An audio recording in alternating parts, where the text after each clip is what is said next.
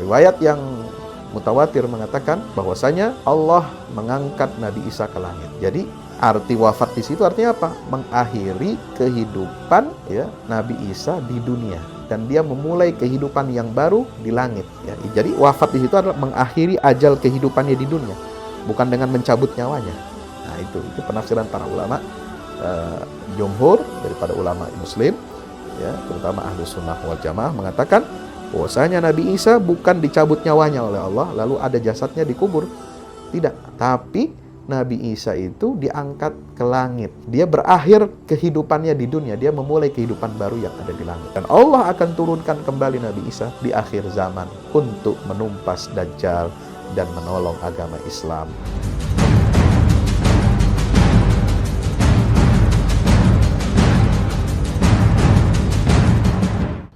Assalamualaikum warahmatullahi wabarakatuh. Alhamdulillah wassalatu wassalamu ala Rasulillah wa ala alihi wa ashabihi wa man tabi'ahu wa wala la hawla wa la quwwata illa billah. Para sahabat fillah yang dirahmati Allah Subhanahu wa taala, ada pertanyaan kepada kami mengenai bagaimana pandangan Al-Qur'an tentang Isa Al-Masih.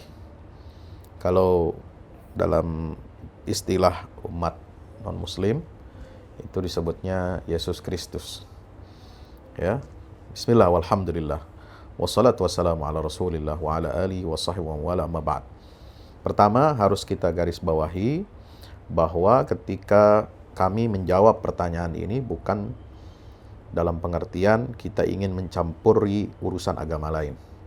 Tapi pertanyaan itu adalah bagaimana pandangan Al-Qur'an. Nah, bagaimana Al-Qur'an memandang ya sosok Nabi Isa Al-Masih, atau dalam agama lain disebut Yesus Kristus, itu diungkapkan jelas dalam Al-Quran secara gamblang.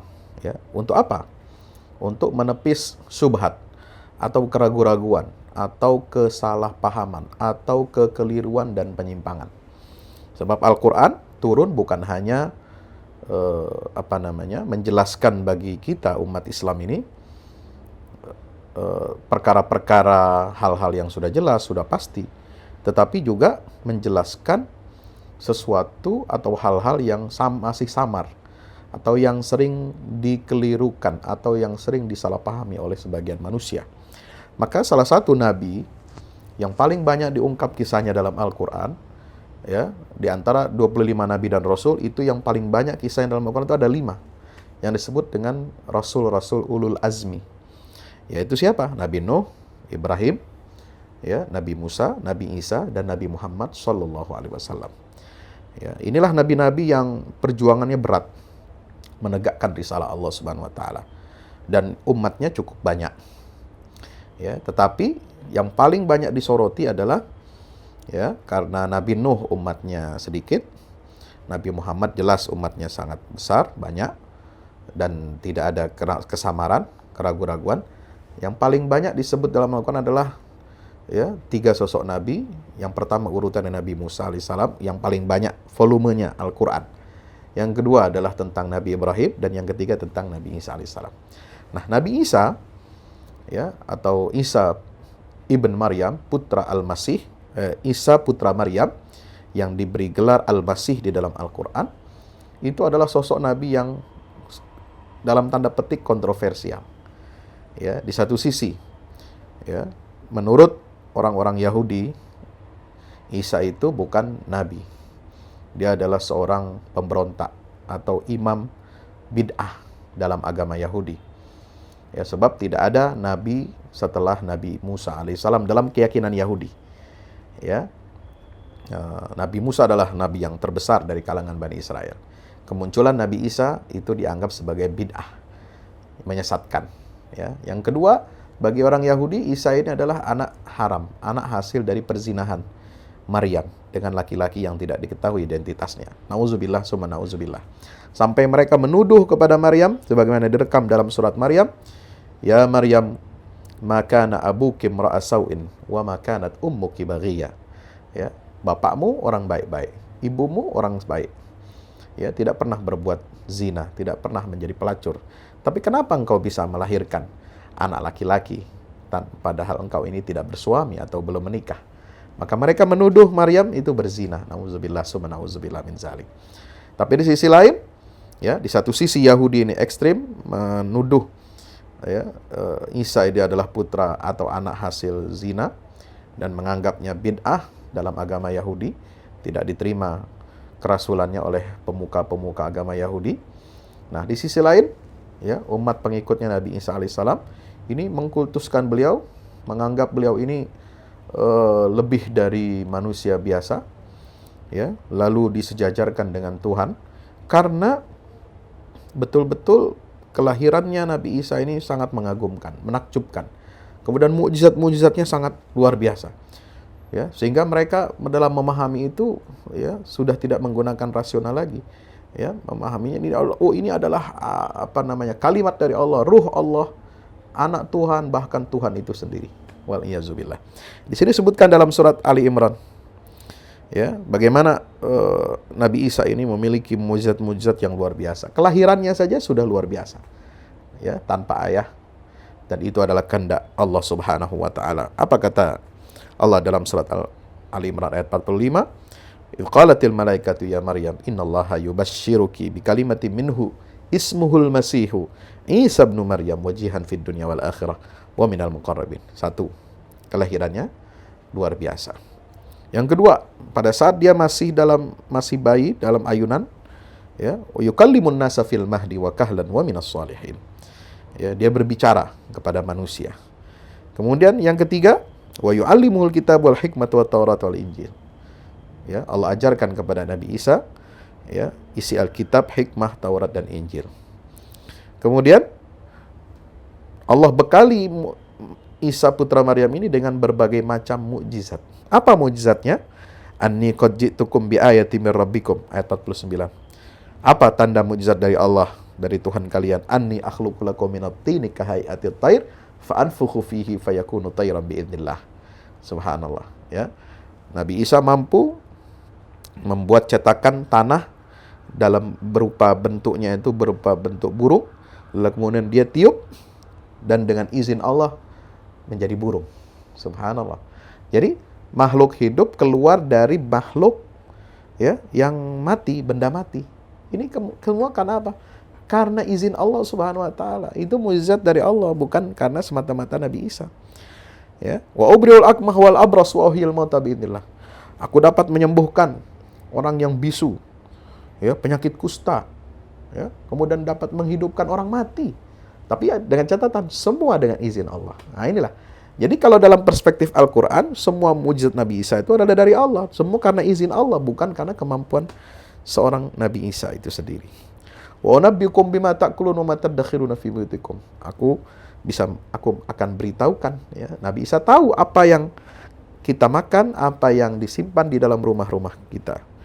Bapak Ibu yang sahabat fillah yang dirahmati Allah, maka disitulah keutamaan kelebihan daripada Nabi Isa ini luar biasa, sehingga disalahpahami, sehingga lalu kemudian terjadilah upaya, ya, untuk membunuh Nabi Isa alaihissalam yang dilakukan oleh pemuka-pemuka Yahudi, ya, yang berkolaborasi dengan pemimpin, ya, tentara atau wakil daripada kekaisaran Romawi di Baitul Maqdis atau di Bethlehem. Maka mereka berbuat makar. Wa makaru wa makarallah wallahu khairul makirin. Mereka ingin membunuh Nabi Isa dan menyalib Nabi Isa alaihissalam. Tapi Allah menyelamatkan Nabi Isa alaihissalam. Dalam ayat 55 Allah mengatakan, idz qala Allahu ya Isa inni mutawaffika wa rafi'uka ilayya wa mutahhiruka minal ladzina kafaru wa ja'ilul ladzina tabauka fawqa alladzina kafaru ila yaumil qiyamah thumma ilayya marji'ukum fa unabbi'ukum bima kuntum fihi takhtalifun. Ya, kata Allah kepada Nabi Isa, aku wafatkan engkau. Wafat di sini maknanya apa? Karena tidak sama dengan wafat secara normal. Ya, keluarnya ruh dari jasad. Lalu ada jasadnya, lalu dikebumikan, dimakamkan. Tidak. Menurut keyakinan Ahlus Sunnah wal Jamaah berdasarkan hadis-hadis Rasulullah dan keterangan dari Al-Quran sendiri, atau wafat di sini itu dikaitkan dengan warafi'uka ilayya, aku angkat engkau ke langit kepada aku dan aku sucikan engkau dari orang-orang kafir. Riwayat yang mutawatir mengatakan bahwasanya Allah mengangkat Nabi Isa ke langit. Jadi arti wafat di situ artinya apa? Mengakhiri kehidupan ya Nabi Isa di dunia dan dia memulai kehidupan yang baru di langit. Ya, jadi wafat di situ adalah mengakhiri ajal kehidupannya di dunia, bukan dengan mencabut nyawanya. Nah, itu penafsiran para ulama jumhur daripada ulama Muslim, ya, terutama Ahlus Sunnah wal Jamaah mengatakan bahwasanya Nabi Isa bukan dicabut nyawanya oleh Allah lalu ada jasadnya dikubur. Tidak, tapi Nabi Isa itu diangkat ke langit. Dia berakhir kehidupannya di dunia, dia memulai kehidupan baru yang ada di langit. Wallahu alam bagaimana tata cara beliau hidup di langit. Dan Allah akan turunkan kembali Nabi Isa di akhir zaman untuk menumpas Dajjal dan menolong agama Islam. Wallahu alam bisawab. Itulah hakikatnya Nabi Isa alaihissalam. Lalu bagaimana dengan klaim penyaliban Yesus Kristus, penyaliban Isa Al-Masih? Di dalam Al-Quran ini sudah dibantah, ya. Bagaimana Allah Subhanahu wa taala menerangkan tentang proses ya adanya penyaliban itu. Ini diungkapkan dari ucapan orang Yahudi. Ya, di dalam ayat 157 surah An-Nisa Allah mengatakan wa qaulihim inna qatalnal masiha Isa ibn Maryam wa ma Rasulullah wa ma qataluhu wa ma salabuhu walakin subbiha lahum. Subhanallah. Wa innal ladzina ikhtalafu fihi la fi syakkin min ma lahum bihi min ilm illa ittiba'az zann wa ma qataluhu bar rafa'ahu Allahu ilaihi wa kana Allahu azizan hakima. Jadi orang Yahudi mengklaim mengatakan apa? Kami yang telah membunuh Al-Masih putra Maryam. Ya, Isa putra Maryam. Tetapi Allah membantahnya, wa ma qatalu. Tidak, mereka sekali-kali tidak sanggup membunuh Isa Al-Masih itu.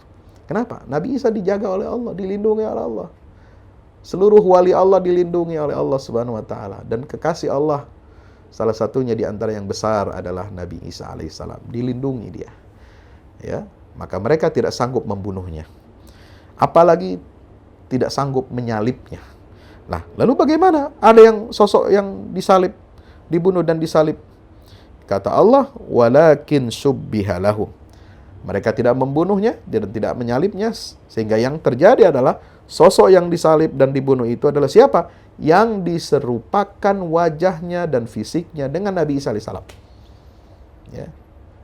Dialah yang mati di tiang gantungan, di tiang salib itu. Bukan Nabi Isa alaihissalam. Inilah keyakinan Al-Quran menyatakan demikian secara tegas. Dan inilah yang kemudian wa innal ladzina ikhtalafu fihi la fi syakkin min.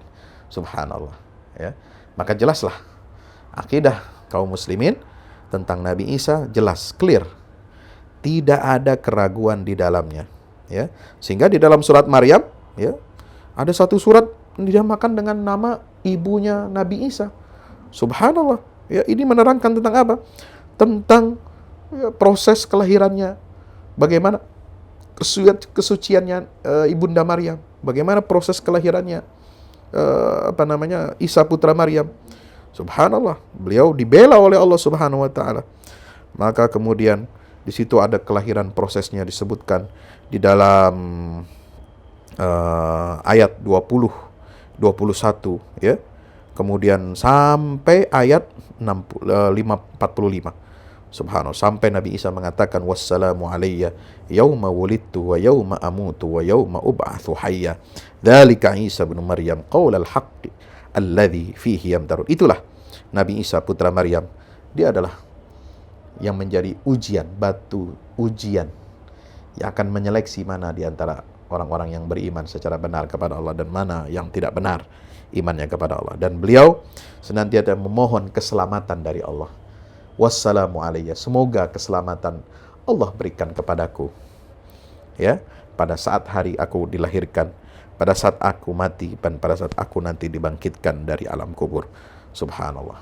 Maka kalau ada keyakinan yang menyatakan bahwasanya Isa itu adalah putra Allah atau Tuhan itu sendiri, tentu ini bertentangan Al-Quran. Sehingga dalam surah Al-Maidah tegas Allah Subhanahu wa taala menyatakan laqad kafara alladziina qaalu innallaha huwal masiih ibnu Maryam Laqad kafara alladziina qalu innallaha tsalitsu tsalatsah.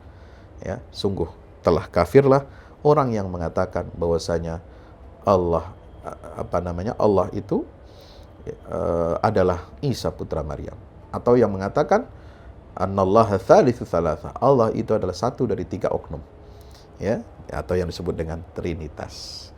Maka itu di dalam surah Al-Maidah sangat menarik, dari ayat 110 sampai 117, 118, ya, Allah menggambarkan dialog dengan Nabi Isa nanti di hari kiamat. Ya, inti poinnya apa? Di ayat 117. Ketika Allah bertanya kepada Nabi Isa, qala Allahu ya Isa, anta qulta lin-nasi ittakhiduni wa ilahaini min dunillah. Ilahaini min dunillah. Qala subhanak, ma yakunu li an aqula ma laysa li bihaq. In kuntu qultu faqad alimtah. Ta'lamu ma fi nafsi wa la a'lamu ma fi nafsik. Innaka anta 'allamul ghuyub. Intinya dialog itu mengatakan, tidak benar, aku tidak pernah mengajarkan kepada umatku agar menjadikan aku dan ibuku sebagai Tuhan selain Allah. Yang aku ajarkan kepada mereka adalah ani'budullaha rabbi wa rabbakum. Ya, sembahlah Allah satu-satunya, sebab Dia adalah Tuhanku dan Tuhan kalian. Dan Nabi Isa melanjutkan perkataannya, in kuntu qultu faqad alimtah. Kalau aku sudah pernah mengatakan itu, tentu engkau tahu ya Allah. Ya, engkau tahu. Ta'lamu ma fi nafsi wa la a'lamu ma fi nafsik innaka anta 'allamul ghuyub. Ma qultu lahum illa ma amartani an i'budullaha rabbi wa rabbakum wa kuntu 'alaihim syahidan. Ketika di dunia aku menjadi saksi atas mereka. Ya. Falamma tawaffaini kunta antar raqiba 'alaihim wa anta 'ala kulli syai'in syahid. Tapi ketika engkau wafatkan aku, mengakhiri ajal kehidupan itu di dunia, engkau angkat aku ke langit, maka engkaulah satu-satunya yang mengawasi dan memberikan, ya, penilaian kepada mereka. Subhanallah. Sehingga di dalam akidah Al-Quran surat Maryam ayat 90, 91, 92 jelas dikatakan, takadus samawati yatafattarna minhu wa tanshaqqul ardu wa takhirrul jibalu hadda an da'u lirrahmani walada wa ma yanbaghi lirrahmani ay yattakhidha walada. Subhanallah. Kata Allah, hampir saja langit itu pecah, bumi terbelah, gunung-gunung berguncang keras. Ya, sebab apa? Ada yang mengatakan, mengklaim bahwasanya Ar-Rahman, Allah itu punya anak. Nauzubillah min zalik. Ya, maka Allah menegaskan, wa ma yanbaghi lirrahmani ay yattakhidha walada. Ya, tidak boleh dan tidak sewajarnya Allah Subhanahu wa taala mengambil seorang makhluk sebagai putra. Sebab in kullu man fis samawati wal ardi illa atir rahmani 'abda. Semua hambanya, ya, akan menghadap kepada Allah, hanya seorang diri dia sebagai hamba Allah dan bukan menjadi Tuhan selain Allah. Wallahu a'lam bishawab. Wassalamualaikum warahmatullahi wabarakatuh.